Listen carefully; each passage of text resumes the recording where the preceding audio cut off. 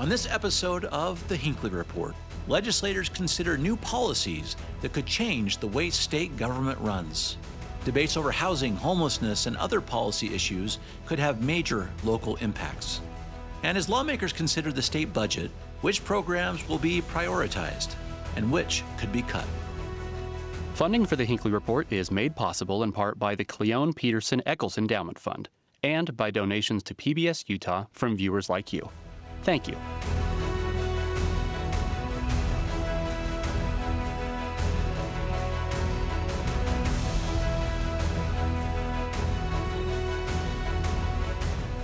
Hello and welcome to the Hinckley Report. I'm Jason Perry, director of the Hinckley Institute of Politics.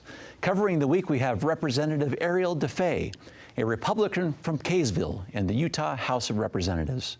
Doug Owens, a Democrat from Mill Creek and Minority Caucus Manager in the Utah House.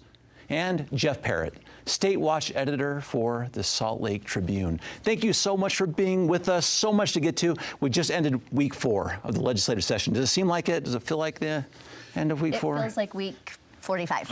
I thought that might be the case. I'm so curious because I want to get into what's happened so far in these first 4 weeks of the legislative session. And Representative, can we start with you, Representative DeFay? 914 bills as of filming today. 914 bills. That is not a small number of pieces of legislation. Yes. We are introducing record numbers of bills. However, we are moving at a very slow, some are saying a glacial pace on the floor. So I don't think you're going to see a record number of bills passed this year. Is that a deliberate effort? Why is that happening, you think? You know, I don't know. It's interesting. We are having some really good floor debate. We're spending a lot of time having good discussion around the bills. And I think we are being more deliberative in our committee time and judicious in the bills we're sending to the floor. So I think we're contemplating a little bit more. Yeah, Representative Owens, give us sort of your historical perspective of this a little bit, because it does seem to be, we seem to be hitting records. This will probably be a new one this year.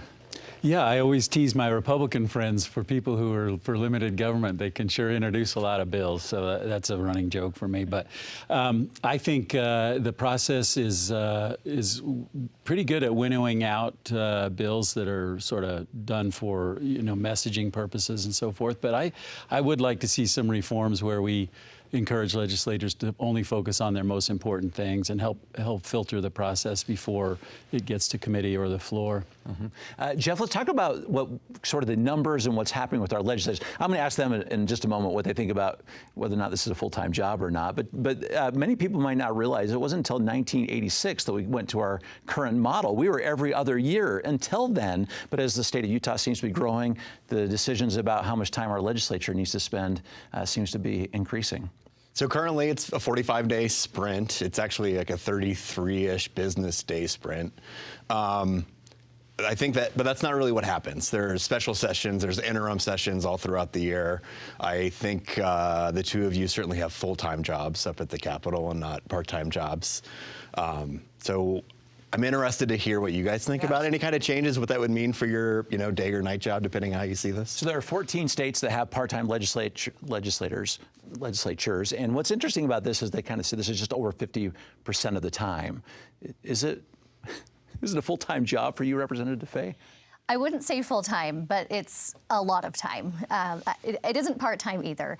It's very fulfilling. I appreciate that it's a part-time job. I have worked in other states as a policy staffer where I have worked for a full-time legislature, and I have found that full-time legislatures can be very costly and also inefficient. So I am really a proponent of the way Utah does it. I think we do it well, we do it efficiently, and I think it's important for legislators to remain part-time, and we have to go back and live with the policies that we make. And I do go back and I work, and many of my colleagues still do have other jobs. And while it's demanding, it's good for us to have skin in the game. Mm-hmm. Representative Owens, you're part of a family of political-minded people that have always been engaged. Talk about this, with these conversations sometimes about maybe we need to go full-time or not, or maybe there's some value in having a part-time legislature. Well, my wife teases that it's the best full-time, part-time job that you don't get paid for anyway. But I think it is got pros and cons to be a part-time legislature, because this is now not the state that enacted a part-time legislature 150 years ago. We are a mid-sized state with some complicated big issues and, you know, a lot of pressing needs to be attended to by government, frankly. And so I'd like to see us become more professional, a little less amateurish, and a little less part-timey. Although I think the part-time perspective, where people have other professions and interests, I think that is healthy. But if we could sort of temper that, and there is a bill to sort of spread out the session over the year, I think that would be a really nice idea. I think it would enable more teachers, for example, to participate in the legislature, more blue-collar folks to participate, because you could manage the schedule instead of having to get 7 weeks off all in a lump. So I think some reforms like that would, short of going to absolute full-time legislature, I think some reforms like that could be really helpful.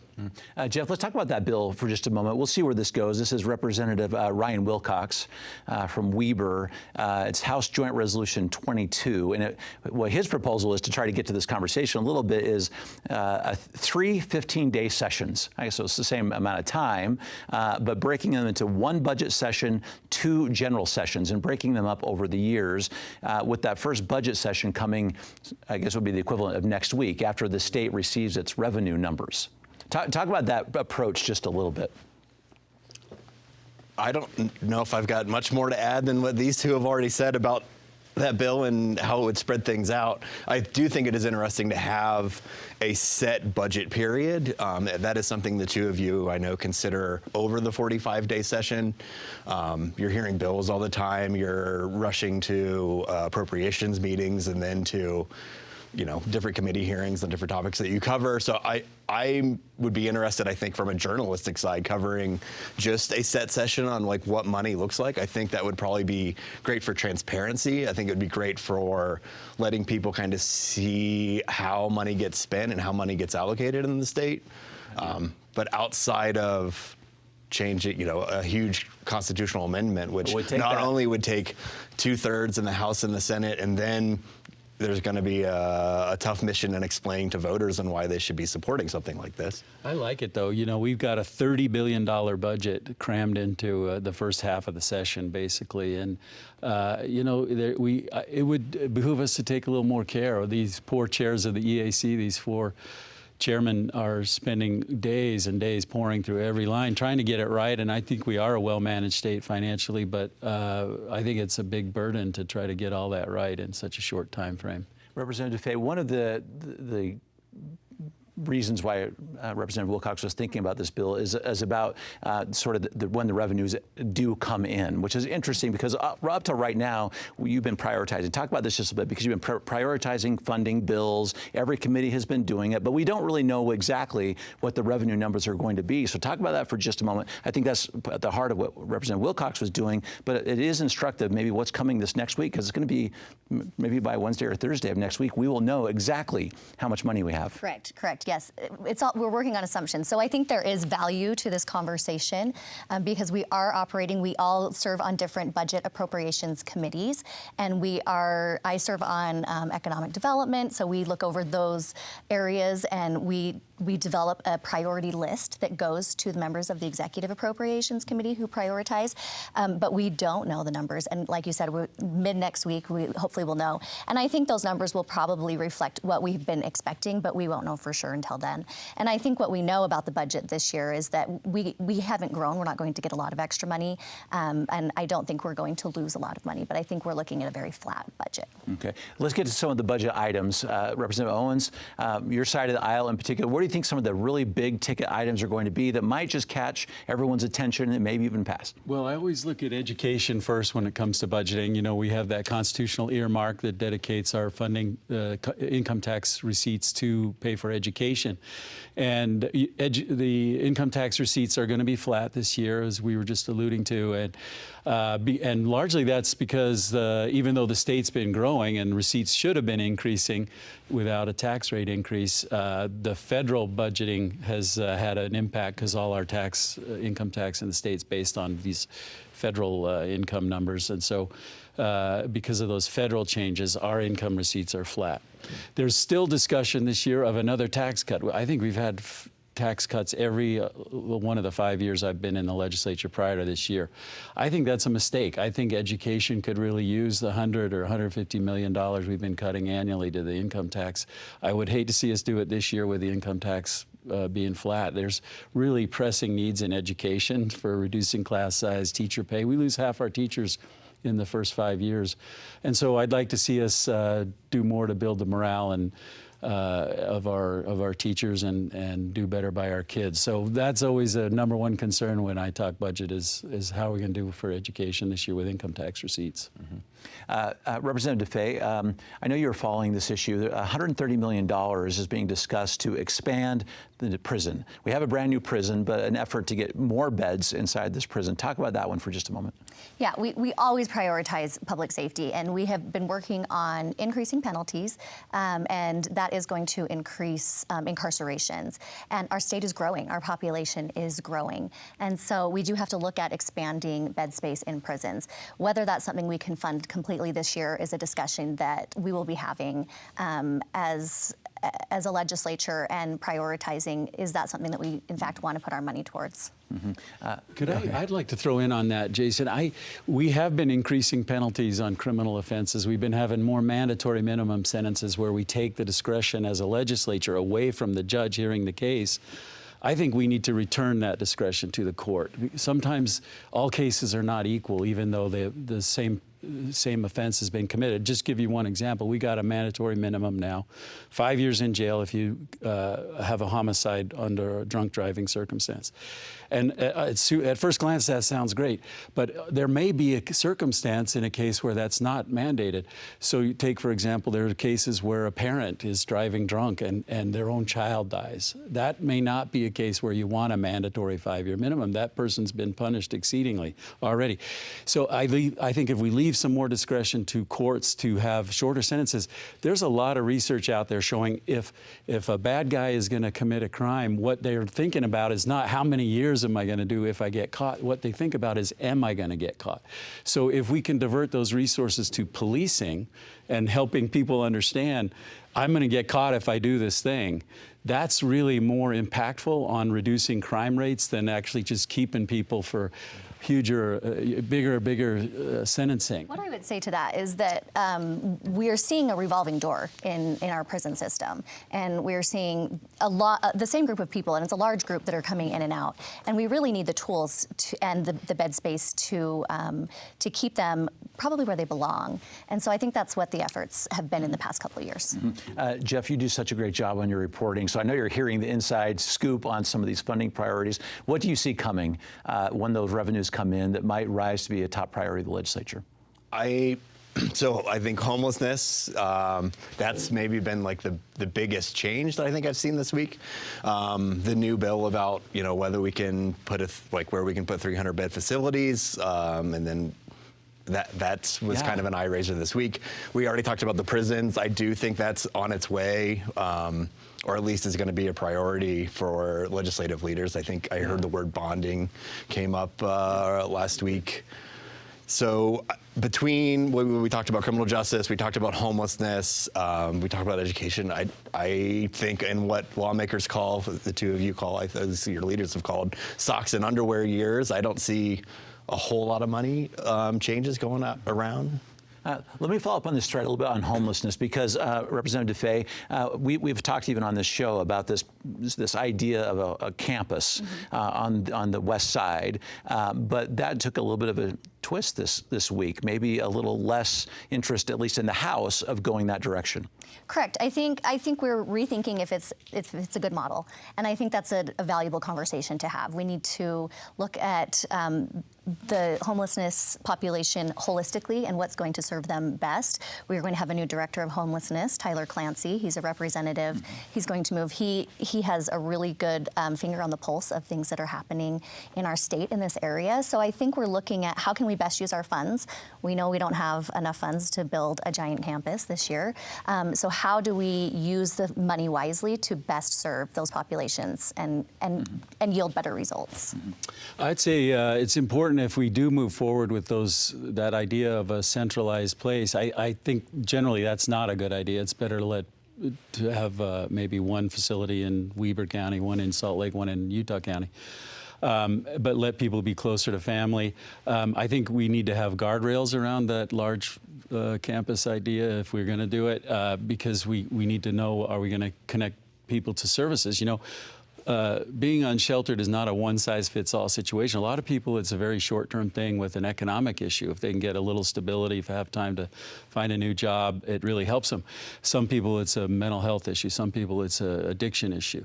So we need to make sure we don't just make a facility that's warehousing people out of sight, out of mind, but make sure we do have some guardrails and keep them connected to the kinds of help that would really help them out. Yeah, we'll follow this one closely. Of course, this bill is by Casey Snyder, who's in leadership, so we'll see where the direction goes on that. Bills like this also come. Sorry to interrupt, Please. but bills like this also, and you can maybe help me out here a little bit, come in an environment where Salt Lake County gets a lot of focus from the legislature. And I know there is some push and pull between the local lawmakers and the local officials and then state leaders who may not necessarily be in Salt Lake County. And you know, I'd love to do another week of reporting on this, but I don't think we're gonna have the time on just kind of like what the feeling is on, as lawmakers, you know, focus on Salt Lake County and like how the homelessness is approached.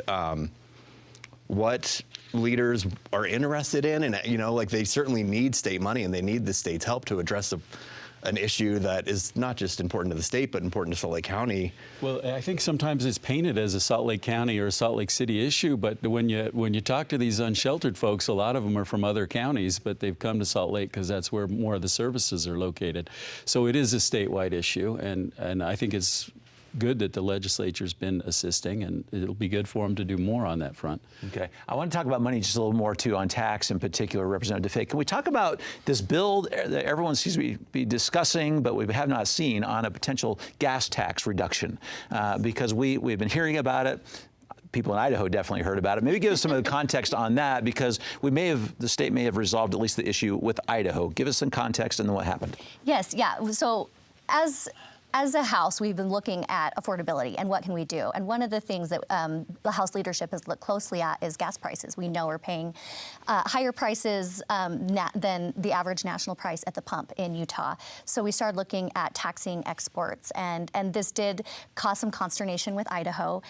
We have since been working openly with Idaho, and I know that there's been a lot of good and productive conversations, and I think we are going to see a bill soon. I think it'll look different than it was first anticipated, but I think we're getting to a place where everyone will feel happy and the stakeholders will be confident in how Utah moves forward in this area. Mm-hmm. And may I just throw in there, you know, it's a bad time to pick a fight with Idaho. This ends up hurting citizens of Idaho the way we're looking at doing it, and I hope it changes, like Representative DeFee is saying.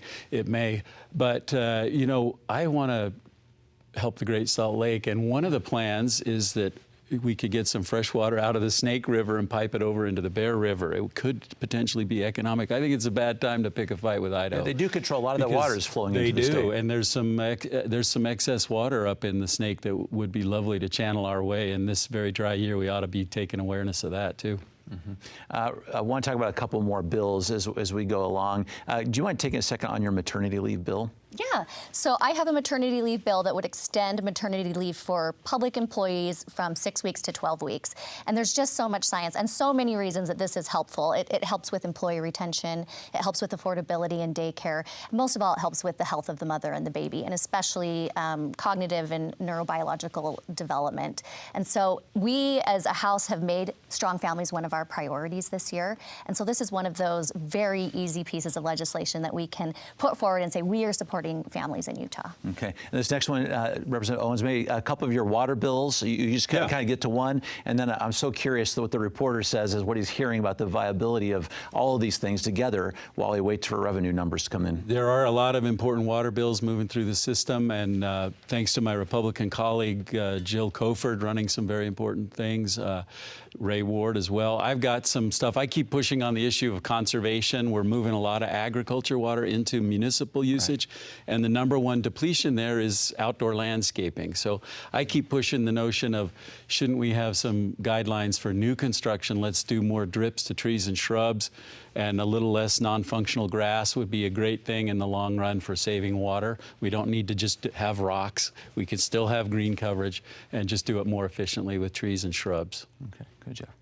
Poll after poll, year after year, Utah voters are telling their elected officials that housing and water are some of the most important things. And so I think if elected officials are going to be listening to the voters, money and time and consideration will go into those two big issues. Okay, so let's talk. Oh, go ahead, Doug. I was going to say about housing. I think it's important for us to act to do that. Half of our growth economically is our kids coming up. Half of our housing shortage is providing for our own children and grandchildren.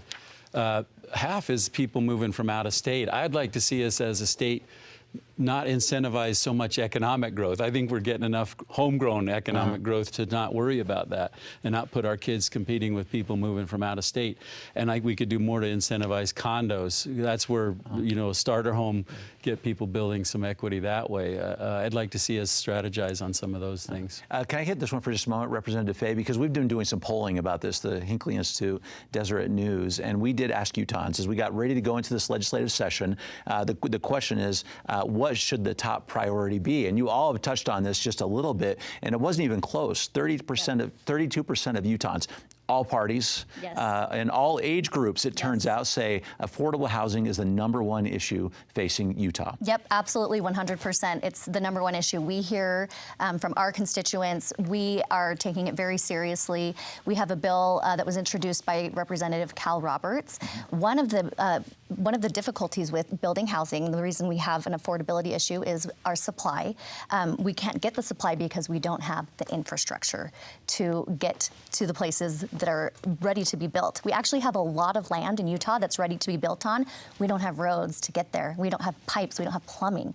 And so what Cal Roberts has presented is a bill that's going to unlock that infrastructure funding for localities. So municipalities will be able to get some money to get that infrastructure put in and hopefully get some of that supply built up in Utah. Mm-hmm. Yeah, I'd love to hop in here.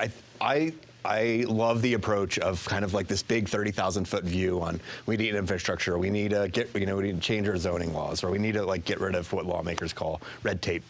But I also think there's some tactical decisions that can help people in the immediate. And one of those things that I'm seeing work its way through the legislature right now is getting rid of hidden fees for renters, where a renter will see a price online. This is an $1,800 two-bedroom. They go look at it. They fall in love with the apartment. The contract gets slid across the table, and now it's $2,400 because it's, you've got to pay for the community fee, and you've got to pay for the trash, and you've got all these other additional fees that aren't up front. And I think if we can get rid of, at least some truth in lending here, or provide some truth in lending here, not only will that, make renting not easier, but at least more transparent, it'll at least provide some faith in the system, and what you see is what you get. Mm-hmm.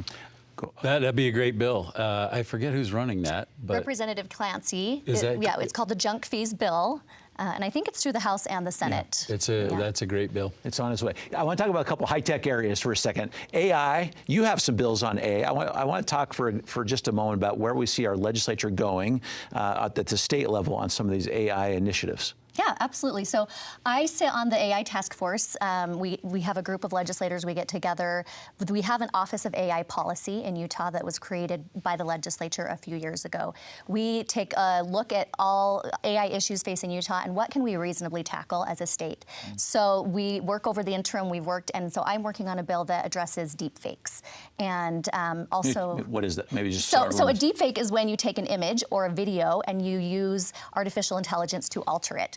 And now we don't know what we're looking at when we're on the internet. We don't know if things are real or not. So I've created a bill that requires companies and platforms to disclose if an image is deepfaked or if it's real. So it'll have a little watermark on it. You click on it, and then you can see actual history of the alterations of that image. So you can have trust. And we hope industry moves this way anyway, because industry wants to know that you can trust what you're seeing.